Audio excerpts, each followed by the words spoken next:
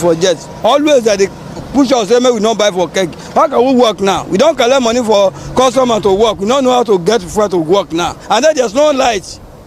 We carry. Welcome back to Laju Pork TV show. You already know we are your go-to for all the hottest gist and tea spilling across the nation. And trust me, today's scoop is just as spicy. So if it's your first time here, don't just sit there. Hit that like button, drop your thoughts in the comment section, and share this video everywhere. And of course, darling, don't forget to tap the notification bell so you always in the look for our next juicy drop. We'll be back in a second with all the juicy details. Don't go anywhere. Welcome back to Laju TV show. The home of crime scene. It's happening in the street again. The center of political news, celebrity gossip, religious gossip, and happiness in the society. Join us. The voice of Africa. Welcome back, my people. If you thought the drama in Nigeria was over, think again. The recent economic crisis has stirred up the entire country. And let me tell you, the streets are on fire with protests. Just a few days ago, people took to the street to express their frustration. But guess what? Things have only gotten worse. The government led by President Tinubu has totally ignored the crisis of the people. And can you imagine now, if you thought the fuel queues were bad before, brace yourself, because the situation is even more chaotic. The lack of petroleum has left us all scrambling and people are not having it anymore. But here is the real tea. Wike, our dear minister of the Federal Capital Territory, is out there claiming that the protests are nothing but a political gimmick. According to him, these protests are just a bunch of political jobless trying to make a name for themselves ahead of the 2027 election. Can you believe it? The nerve. But wait, there's more. The police have been cracking down hard on these protests, especially in places like Abuja and Lagos.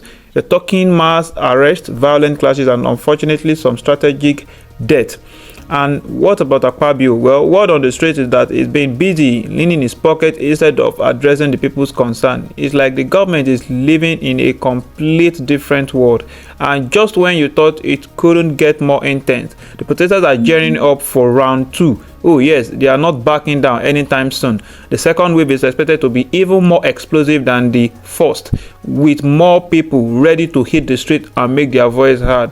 But that's not all. In today's episode, we'll be diving into a deep analysis from two outspoken human rights activists, Bola and Adeyanju, who are tearing into the government's handling of this protest and the overall state of governance in Nigeria. They are calling out the administration for its failures and holding nothing back. These activities are shedding light on every issue that the government wants to sweep under the rug, and trust me, you don't want to miss what they have to say. So what's next for Nigeria? Will the government finally listen, or are you heading towards even more chaos? Stick around, because I've got all the latest updates and hot cake coming your way. Let's dive into the video to hear Bola and Adeyanju's powerful analysis. We'll be right back with more juicy details. The undemocratic element are likely to seize it. And once they do that, then there's breakdown of law and order.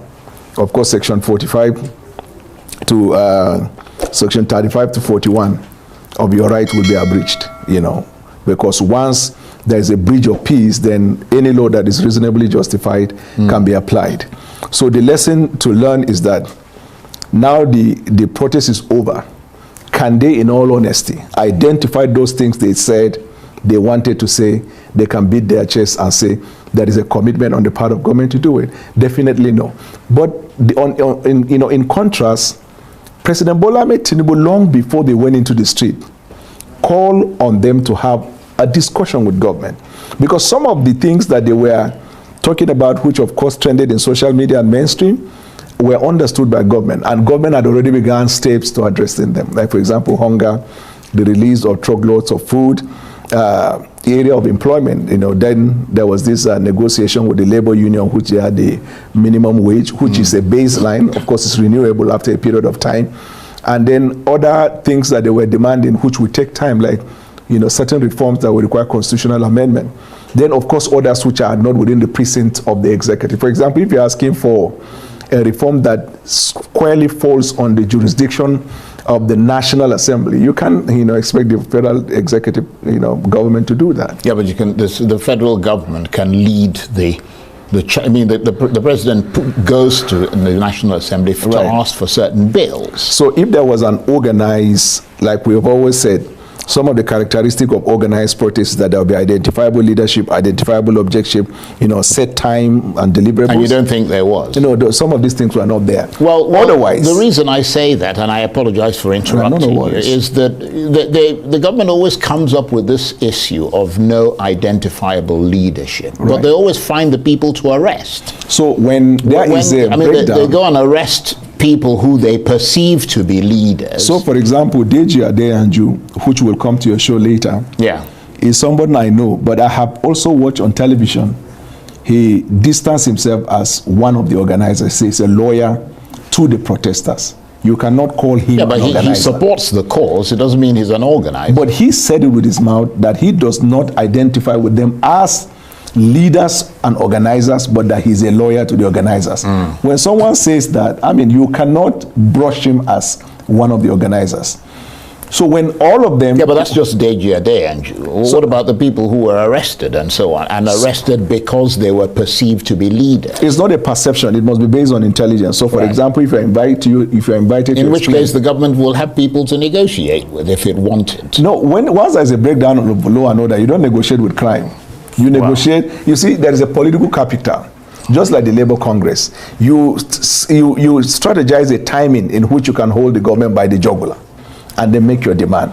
If you are not strategic, you see, strategy is the only cure to tragedy. Generally in life, in business, in everything we do, no matter how ferocious you think you are, if you don't have a good approach to issues, you will fall flat with your wisdom, with your knowledge, with your strength and everything. And that's what the protesters like. Earlier, when I talked about the National Assembly, said federal government can bring a bill.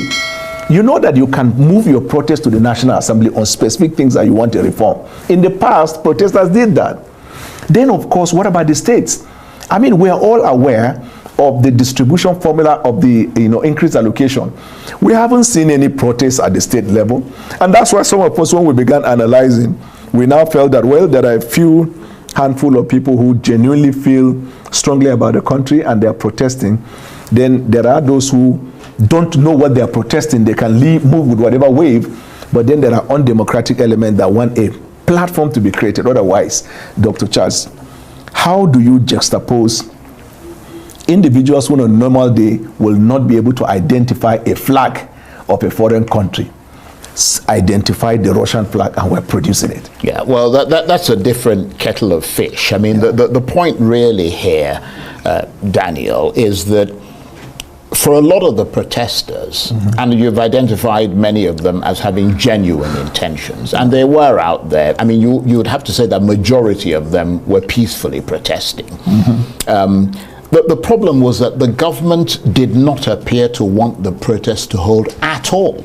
We hosted many of them here. So, well before the protests began, they were coming up with all kinds of things, making presumptions about what was going, and predictions about what was going to happen, which made a lot of people suspicious. So to start saying, well, why can't you let the protests happen? And then let's see what, give the people protection. Yeah, that's what you're supposed to do. Yes, of course, an irresponsible government will make that assumption that we will wait until when there is a happenstance before we can predict. But a democratic state has institutions like intelligence. If you have been on social media, you would have been seeing the trending social media. So trending stories as burning infrastructure of government, killing of individuals. These things circulated. You can say they are isolated. But how else will the government be able to? And what the federal government said, to the best of my knowledge, is that you have your reason to protest, but you have to also know that there are undemocratic elements that want to take advantage. On the part of the president, I know for a fact, and it has been covered by the media houses, he emphasized that no law enforcement personnel or official should stop protesters from protesting or brutalize them. That he said not less than once, twice, or three times. That's the position of government. And I think just before the protest, I was in the country, I met with the president. When I came back, part of what I was telling the people, based on my discussion with the president as a private citizen, his position is that it is the right of citizens to protest. But that he's saying, please, I beg you not to go into protest, because I have heard you. and I'm busy trying to address your concerns. Yeah, but you're saying he's heard them. I mean, part of what he said he was going to do was to arrange for a dialogue. Right. We're not seeing, even if your argument is that there are no identifiable leaders, we're not seeing overtures on the part of the government to say that they are eagerly trying to work out a way that a dialogue can take place. You see what I mean? Even if they don't have, even if the particular protesters, groups of protesters don't have identifiable leaders, there are lots of pro-good governance people in this country who you could easily call and show publicly that you're actually engaging, and based on that discussion, put that to the Nigerian people. There are lots of ways that you can do it, but we're not seeing any attempt by the government to actually arrange any form of dialogue. I know for the fact that the federal government tried its best by saying, if you are a leader or you're part of the people organizing, we plead that you do not go into the protest. Just come, let's have a conversation to know what your demands are. You will also hear from our side. Yeah, but that sounds almost like you're threatening the No, people when you say that kind of thing. They have a right to protest, they have a constitutional right to protest. Which, as a government, you reiterated that, but then you also have a right to plead with them not to go into. Yeah, the reason they want to protest, let me tell you, sir, the reason they want to protest is because they feel unless that is done, the problem will not be addressed. Now, because probably the government isn't listening. The government wants to have a conversation. Is in trade dispute with Nigerian Labour Congress. They will say, we want to go on strike. And the government will say, before you go, let's have a conversation, so you don't see the need to go on strike. It is the same spirit, intent later, and intention that the government is applying. Well, but I think that where some of these youngsters goofed is because they interpreted the request of the president for them to come forward for conversation as a weakness. So they doubled down on the threats of protest. And listen, well, they're also, some of them, I mean, we've spoken to them. Yeah. Some of them are also afraid of what is going to happen in a country where the sledgehammer has often been used to suppress people who protest against government. On the day they fear that if they turn up and say, okay, we're the leaders, they'll just incarcerate them. So, but that's an unfair, with some people. That's an unfair demonstration of fear, because but do you agree that they did that with some people who at one point they thought were the leaders of the protest? To the best of my knowledge, it was after the protest has commenced. But the reason why I want to keep using the name Deji Adeyanju, because he will come to your show. Well, Deji is here. Yeah, I know. So that's why I am giving fact and presenting him as an example. He has the opportunity to debunk that. I watched on live television on the day of protest, Deji Adeyanju was together with some of his friends at the National Stadium. A police officer, high-ranking police officer, approached him and they were having a civil conversation. I watched how Deji that day was acknowledging the fact that the law enforcement officer is civil in his approach. Much more later, I read that things broke out and that there was blah, blah, blah, blah, blah. But are you happy for us to bring Deji Adeyanju on while you're on? Sure. So we can all have this conversation? Sure. I'm waiting. Stay with us. You're watching Arise Prime Time. Plenty more to come. Stay with us.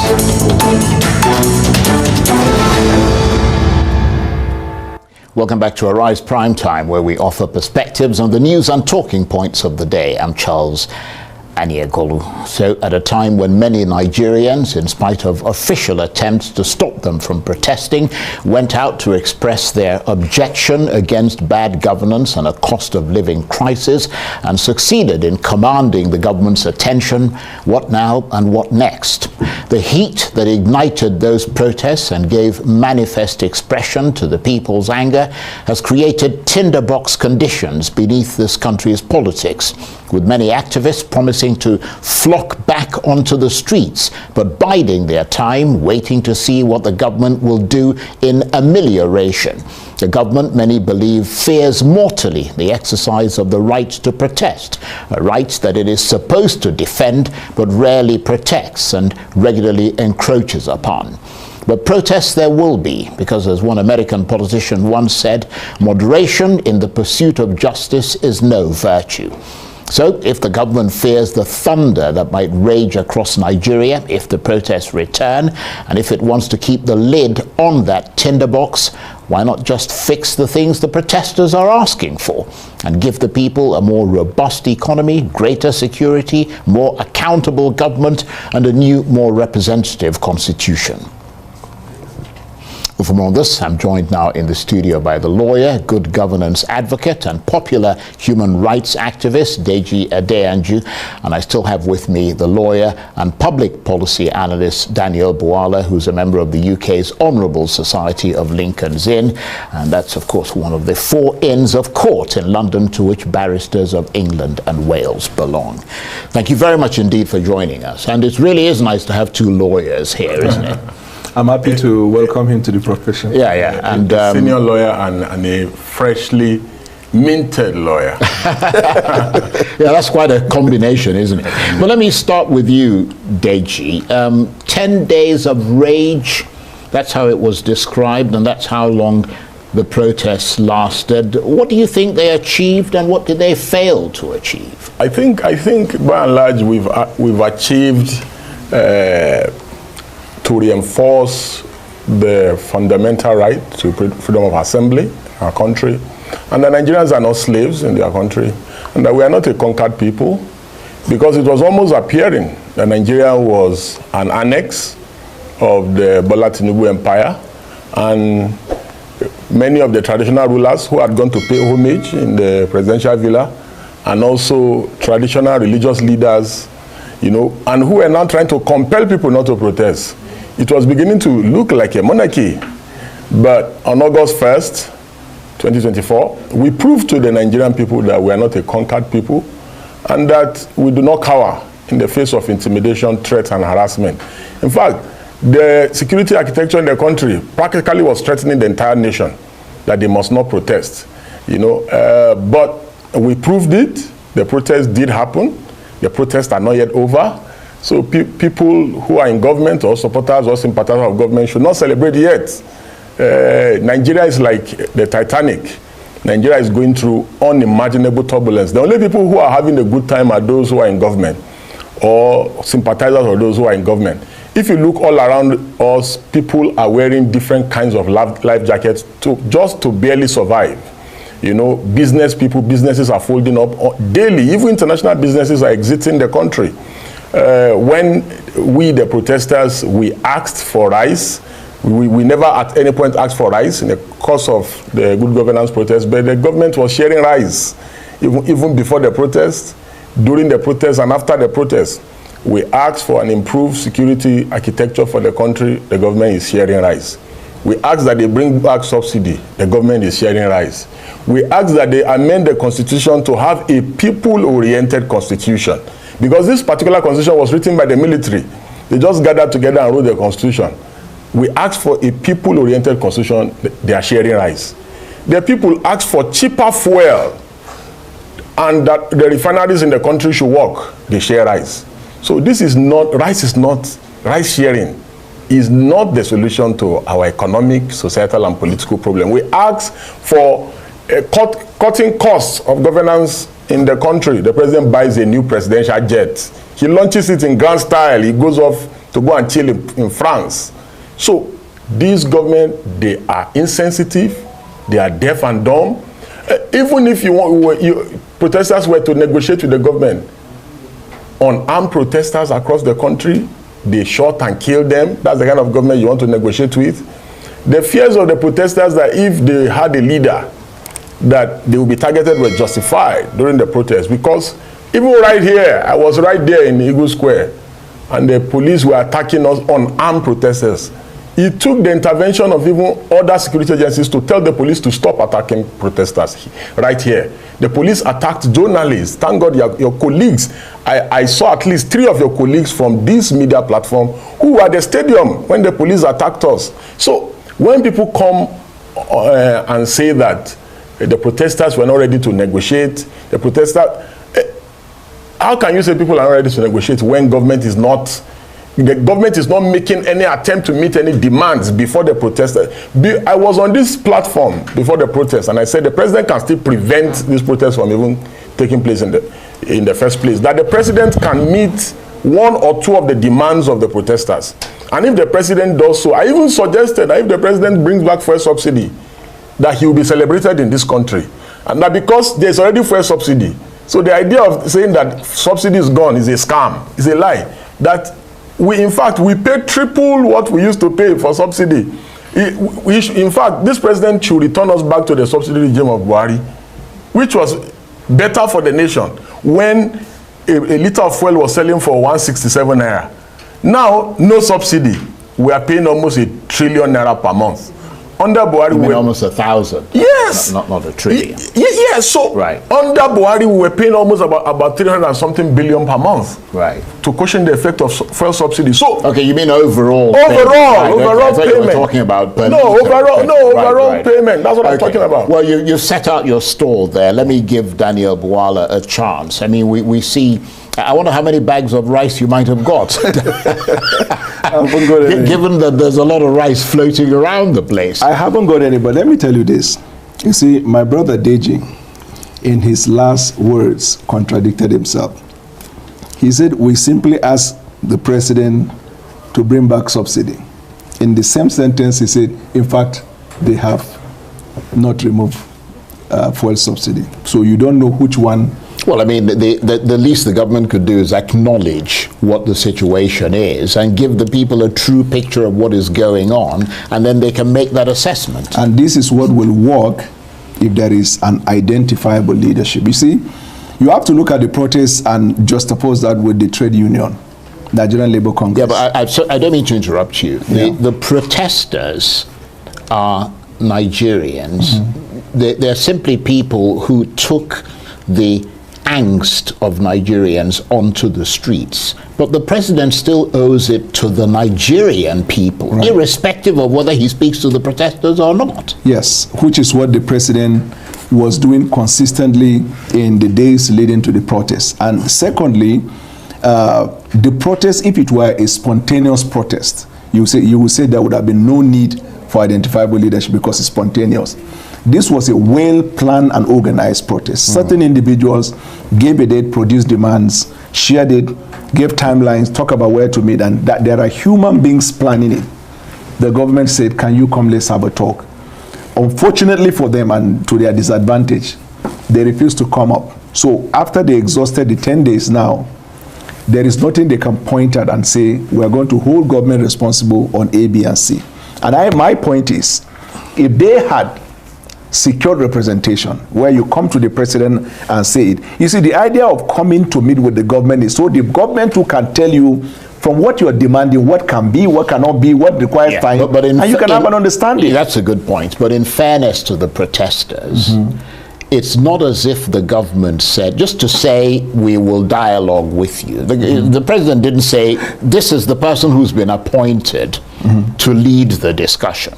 In other words, he's holding the protesters to account, or you are, saying, well, you don't have any leaders. But the government didn't say, well, here are the people we want you to negotiate with. So go and approach those people. No, because that's the wrong way to do it. You see, there is a government. Nigeria is a government. A government. And Nigeria has a government. Yeah. Identified leadership in the president. And he has cabinet members. So there is an identified government. It is when they bring their demands and they ask you, get your leadership. Well, they brought their demands. Yes, so that's what I'm saying is the demand is in the social media. You say, identify your leaders as survey talk. So let's assume, I'm giving an assumption.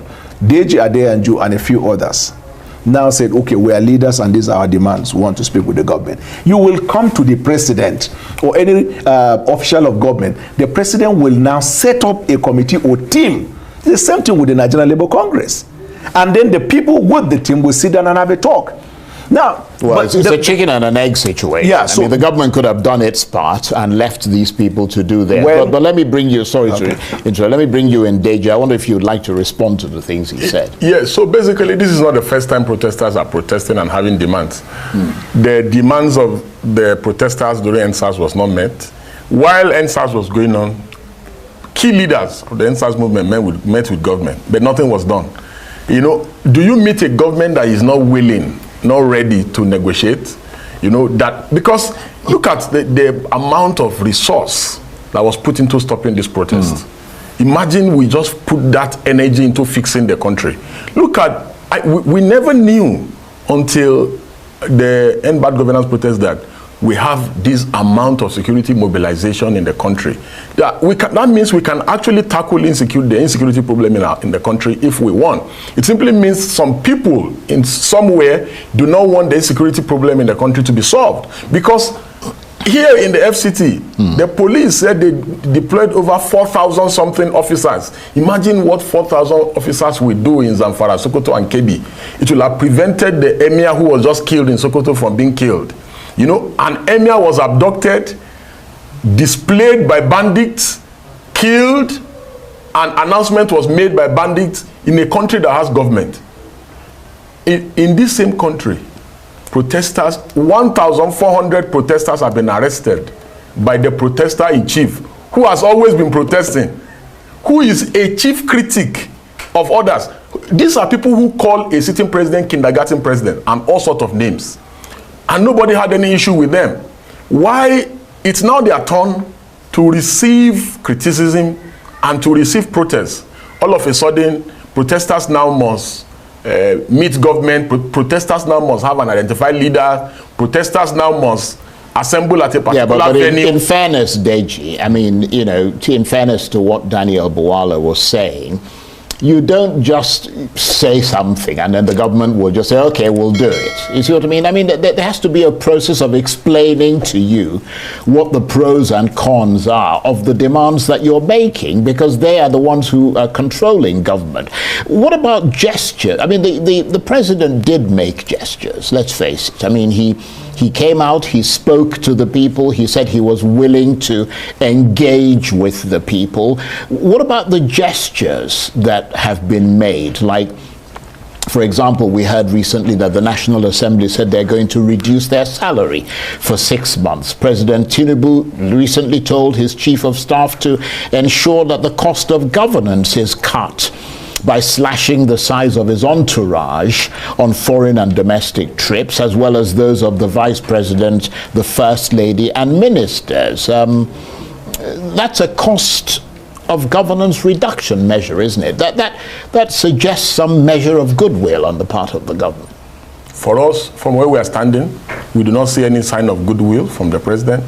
The most brazen of lack of any care for the Nigerian people is the presidential jet that he just launched. 150, whopping 150 I have to billion. admit, that's a difficult one to justify. I'll come to you on that, whopping 150 billion. The jet that he replaced is still almost a new jet. In the US presidential jet is almost 50 years old. The British Prime Minister was still flying commercial of recent. Look at, even when it comes to cost of governance, the US president, everything he eats in the White House, he pays for it. If he orders any fish, he pays. Anything. It's not like you like fish. No. I'm speaking to the heart of cutting costs. Right, I understand governance. what you mean. And so, look at the convoy of the president. The day the president was going to France, I was coming from Lagos. Yeah, but he just said that he wants to cut. The day that the president was going to France, I was coming from Lagos. My Dr. Charles, you will not believe the convoy of the president is enough to get the president impeached if things were working in this country, sincerely speaking. And additionally, it's important to note that the demands of the protesters were not hatched in a room. Government knows the demands of the protesters. These are popular demands. They resonate with the Nigerian people. The economy is hurting because we have floated out the naira. The economy is hurting. We know that for a fact, Nigeria is dependent on petrol. And the protesters have explained why reverting to the old price of fuel will help the economy. Because what the president thinks he's saving the nation, but he's actually subsidizing the governors. The president is subsidizing himself and politics. Okay, you don't want to subsidize the poor. You don't want to subsidize. When you subsidize the poor, you are subsidizing the economy. But you want to subsidize Akpabio The other day I was in Lagos, I saw the cover of Akpabio, Godswill Akpabio, the Senate president, who said we should go and be protesting. He will be in his house eating. For him, it's always about eating. The most important thing and most relevant thing for me as a citizen is that when this president came on board May 29, 2023 last year, the president was clear, he was emphatic. He said, dear citizens of Nigeria, who are my citizens? I'm appealing to you that you should all make sacrifices for this country. Have Nigerians not made sacrifices in the last 1 year? Have Nigerians not tried? Nigerians can barely breathe. And when this president won the election, he said, let the poor breathe. But he's practically suffocating the life out of citizens daily. This new jet, Dr. Charles, I was at the airport. It's one of the... I'm not a doctor, by the way. You can just call me. You can just call me Charles. Charles, you know, let me tell you, that jet is a passenger plane that can comfortably take 250 passengers. I saw the plane myself. The president does not need that kind of luxury. He doesn't. Because Nigeria is the poverty capital of the world. Nigeria cannot afford that luxury. We just took a loan from IMF, for God's sake. Our leaders are behaving like bandits. They are extremely insensitive. Okay, let me bring you in, Daniel. Thank you for your patience there. I mean, to be fair to you, because we have to try and balance this. I mean, I think Deji has made a lot of very good points and points that touch the hearts of the people of Nigerians. I mean, that's a fact. Nobody can deny that. But to be fair to the presidency and the government, the president, a lot of the money that has accrued from the removal of subsidy,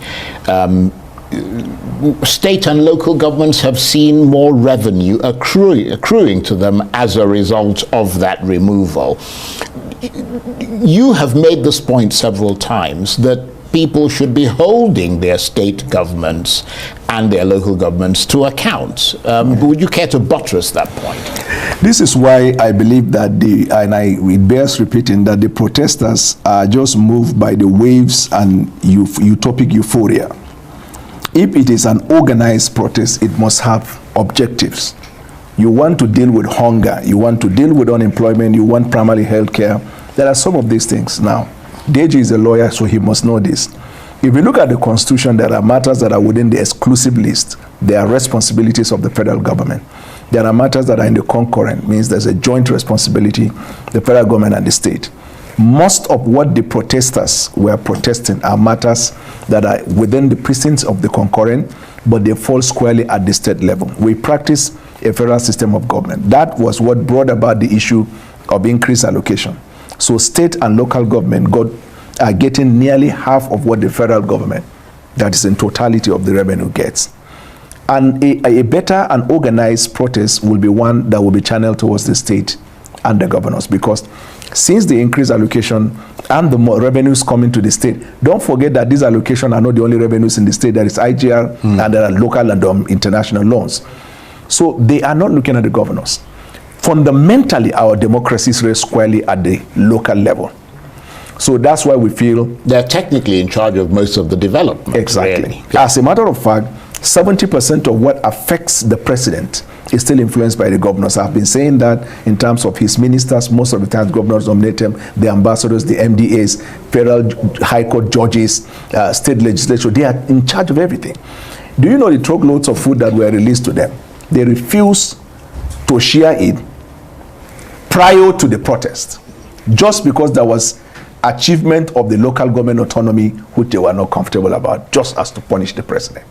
I will appeal to Deji and the people he advised to tell them to be more serious about protests if the substance are the issues that they care about, which is dealing with poverty, unemployment, and rest. Yes, so they have to look beyond the idea of gathering in the street, pointing at the president, gathering on the street, pointing at the president on matters that in other words, it has to be moved to the next level. Yes, what you're saying, to the state for it to have to be effective, and then to show good faith and lack of ill motive. Well, what's your reaction? Then let me say this before we get to him. I'm sorry, sir. If they don't change strategy, 100 protests of this nature will not achieve anything. We have to be. That's why they call it organized labor. So the protest has to be organized protest in order to achieve that. Well, It's not about, you see, it's easy to do catchphrase. Evidence does not support the point you're making. No, what I'm saying is, even though we're not calling for anarchy by any stretch of the imagination, but I mean, we've seen ample evidence across the world. This is the most successful protest, but this is the most successful protest in which the law enforcement minimize risk by showing restraint. Right. Anyway, let me come to you, and let me just say this before I come to you. I mean, people are seeing you now as a sort of unofficial spokesman of the Tinubu government, and people are seeing you, Deji. Yes. They're calling you Deji. They are the rebel in chief.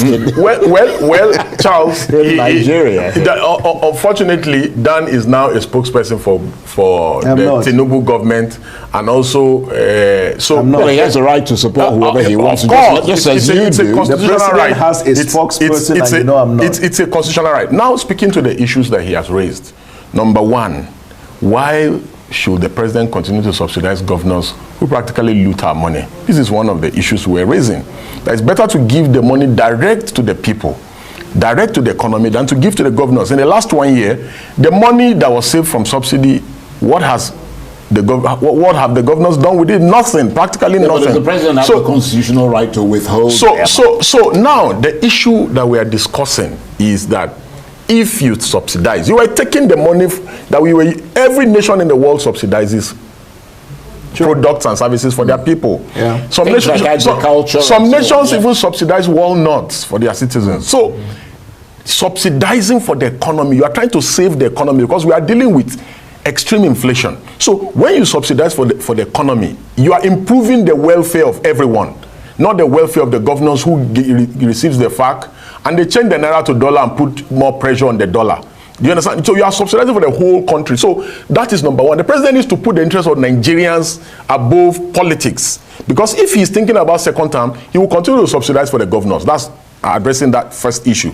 On the second issues, is it not ironic that majority of our problems in this country is tied to corruption, but the EFCC that should have the maximum support of every citizen of this country does not have it? Because if we fix corruption, I will give you a simple example with Yaya Bello, who is currently the former governor of Kogi State, who is currently above the law, who no longer has immunity or enjoys immunity. Yaya Bello is free, walking the street, but protesters have been arrested here in Abuja and in other parts of the country, and they've spent 2 weeks in custody for protesting. Their only crime is that they protested. Yeah, it sounds like a travesty. Yes, in Katsina, sir. In Katsina, protesters were arrested. They gave them summary trial in a police station. Then an adjournment was given for a month's time. So that means those protesters will be in custody for 1 month for protesting. But Yaya Bello walks free. Now you want to talk about issue of equity, because the idea of rule of law must be exercised impartially, and it must have general application. The derogations from fundamental rights enshrined in Chapter 4 of our Constitution, they are very clear. The circumstances for derogation, none of those circumstances is present as regards to the case of Yaya Bello. Now, why is EFCC not getting the support that it deserves? For instance, let me tell you something. People say, oh, Yaya Bello is above the law. No, he's not. It is the president that is shielding Yaya Bello, because there is no way that a man will be alleged of stealing 80 billion. The EFCC has gone to court. The EFCC has a warrant for his arrest. They say EFCC attempted to arrest him. He evaded arrest. In fact, the EFCC can go to government houses if they suspect that a governor has changed federal allocation that he has gotten, and he has transferred to dollar, and he has stockpiled in government house, because that's what majority of them do with the money that Tinubu is saving from fresh subsidy. That's what they do, majority of the government houses. And the EFCC can go to the government house and confiscate the money. The immunity that the Constitution envisages is for the individual and the person of the governor. The stolen funds and looted resources do not have immunity. Although there's a question mark, because when you haven't found someone, you haven't proven I mean, to the point of, I mean, ineluctable, unquestioning doubt that the money is actually stolen, the security agencies, then it might be difficult to actually go there. No, our laws are very clear on anti-money laundering. Our laws are very clear. If you are in possession of X amount of money as an individual, you'll be liable for money laundering. If you are in X amount of money, just for exceptional circumstances, thank God that Dan is a lawyer. He knows. For instance, you can say, oh, I'm a lawyer, you're exempted from the Anti-Money Laundering Act because, oh, client's money is in my custody, I can explain. Because the act says you must explain the source. Right. If a governor is found with $50 million in government house, the EFFC should confiscate the money, let him come and explain how Well, they can get a court order. Exactly, that's what we're saying. And impound the money until the thing is done. But we must give him a chance to yes, I was just about to round up. Furthermore, look at the Hajj Commission chairman accused of stealing 80 billion naira. 80 billion naira. In a nation that strives at hygiene, by now he will be arraigned in court. By now.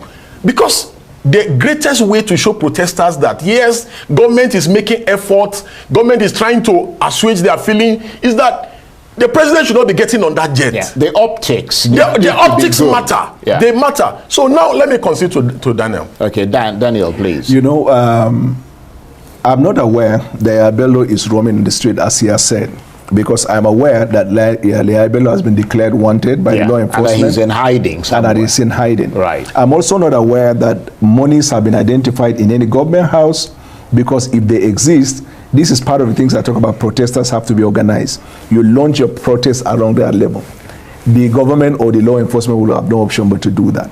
With respect to the subsidy, the federal government has been subsidizing actually. Prescription drugs, subsidizing in agriculture. You see a lot of areas subsidizing in transportation. You know, in the FCT, since the launch of the rail system, you say from here till December, they are not going to be collecting money from people. Then there are many other areas the federal government is looking to subsidize, and that's the belief of the president, that fuel subsidy benefits cabal and rackets. What are they subsidizing exactly in agriculture? Because we've heard a lot of farmers complaining about fertilizer, for example. They give them for seed, they give them fertilizer. They're saying that fertilizer used to cost 15,000 naira. Now it's costing 50-something thousand, and they're not seeing the subsidy. That's the subsidy of fraud that we're talking about. Where is the subsidy? There are subsidized fertilizers in the same way that you saw the other time when federal government said 50 kg of rice should be sold for 40,000 to Nigerians. It's like that. There are subsidies. Now, I expect that protesters and those who do investigative journalism to go and then find out whether these things don't exist. And then if they don't, then they can bring it to the fore. But that's what I'm saying to you, that we've heard from farmers who have said that they're not seeing the subsidy. That they're paying a certain amount of money, which is a market rate. Yes, in fact, recently JAZEERA did an exclusive with us, did an exclusive with a farmer. The farmer said, just last year, fertilizer was 15,000, 15,000. Now fertilizer is 54,000, 53,000, depending on where he's you're buying airing from. Something that has been aired previously. Exactly. That is the common. Yeah, exactly. That's let me say something. So this is what we welcome. Yeah. This is what government welcomes. Citizenship engagement. He's in government then. No, he's in government. All of us are government. No, I'm not in government. You are not in government. You are not a Nigerian citizen. No, I'm not in government. I'm a citizen of Nigeria. I'm feeling the pinch as much as... Who isn't feeling the pinch? I'm feeling the pinch as much as the cameraman. I believe me, let me answer. You haven't allowed me to answer the question. If this president returns fuel back to 167 naira as he met it a year ago, believe me, I'll issue a statement commending him. Okay. Let Daniel, we've got 2 minutes left. Yes. You've got a minute, and then we'll give him a minute. So it is easy to say we want the federal government to restore the sale of the fuel to 150. But we expect a more diligent discussion along that line to talk about the facts behind it. That if the government is going to bring back subsidy, where will the government secure the $2 billion monthly to back up the naira and then to subsidize? These are facts. For the government to do that, the government must generate $22 billion annually. The government doesn't do that.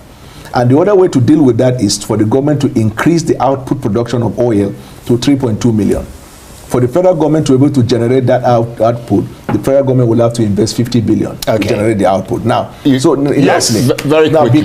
quickly. Exactly. Yeah. So because 10 seconds. When people say return the subsidy without bringing to the Nigerian people facts along that, it is easy to use catchphrase, rhymes, and popular. But the government isn't giving people those facts. The president said that. Final word. Where he said the government, where would the government see the money?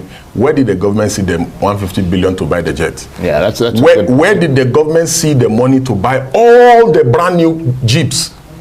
More than 1,000 Jeeps. 2024 Jeeps. Where did the government see the money? Where did the government see the money to fund all? Yesterday I was in Lagos, or 2 days ago. I saw Akpabio driving. He first came in a convoy. He passed my Uber. Then he went into the presidential wing. To have an issue with Akpabio, yes, he went into the presidential wing, and before our flight took off, I saw him flying one of the presidential jets. Well, just round off very quickly. Yeah, what's the point? So the point is, the government cannot find money to subsidize, and yet they can find money to spend on themselves. Yes, the government can find money to fund the expensive lifestyle. And the government found money and also the government can find money to also fund the extravagant lifestyle. That our so-called leaders have been having a field day with our money, living large while the rest of us struggle just to get by. The country is in chaos, but do they care? Not in the slightest. Take a look around. Queues for fuel that stretch for miles. Food prices soaring through the roof, and yet these politicians are out there throwing extravagant parties, cruising and in luxury cars and building mansions like there's no tomorrow. They are sipping on the campaign while the rest of us can't even afford Gary. How did we get here? You've got Tinubu administration completely out of touch with the suffering of the people. They are so busy lining their own pocket that they forget the basic responsibility of the government. It's as if they are on a mission to bleed this country dry. Meanwhile, they think they can silence the growing anger with empty promises and excuses. But let's be real. Can you eat promises? Can promises fill your car tank? Then there's Wike, who has the audacity to dismiss those protests as mere political stunts. Who is he kidding? The people are crying out because they are hungry, they are desperate, and they are tired of being ignored. But to Wike is just a game, a way for others to score political points. News flash, Wike, this isn't a game. This is life or death for millions of Nigerians. And what about Akpabio? The man who is swimming in scandal, yet his trust around Eve is untouchable. While he's busy building his empire, the masses are left to fend for themselves. It's the same story we've seen over and over again. Those in power enriching themselves at the expense of the people, and we are just supposed to sit back and take it. The protesters know better, and they are not backing down. They are gearing up for another round, and this time they are not holding anything back. The frustration is real, and it's about the time government felt the heat. They can try to ignore it, but the voices of the people are only getting louder. So we've got a government that's foiling on all fronts. A bunch of corrupt politicians living in luxury and a nation. The question is, how much longer are we going to tolerate this nonsense? These people are waking up, and it's time the government did too. If they don't, well, let's just say things are about to get a whole lot more interesting. Well, stay tuned, because this is just the beginning. The tables are turning and the people are ready to take back what is there. So if you want to hear more about this, kindly keep to our channel, and also like, comment and share this video across all social media platforms, and also don't forget to click on the notification icon to get you acquainted with our next video.